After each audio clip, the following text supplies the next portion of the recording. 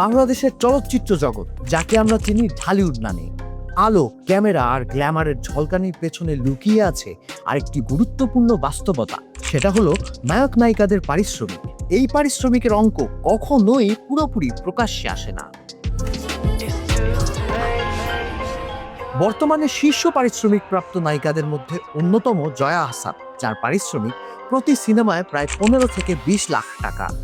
পরিমণি তার জনপ্রিয়তার কারণে পারিশ্রমিক পেয়েছেন 22 লাখ টাকা পর্যন্ত, তবে বিদেশি প্রজেক্টে আরও বেশি।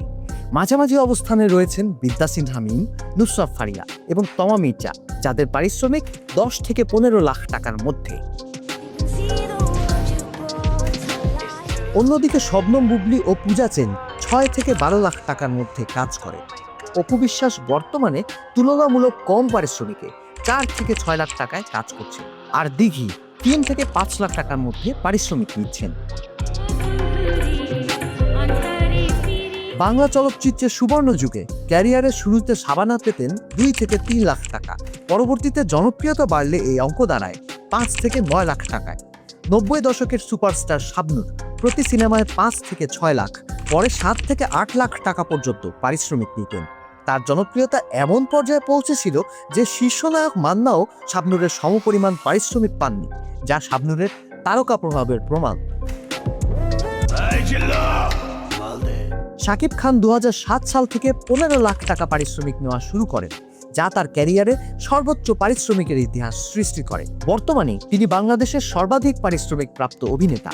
আপকামিং সোলজার ও রকস্টার সিনেমার জন্য তিনি নিয়েছেন প্রায় 2,50,00,000 থেকে 3 কোটি টাকা, আর প্রিন্স ছবির জন্য নিয়েছিলেন 3 কোটি টাকা।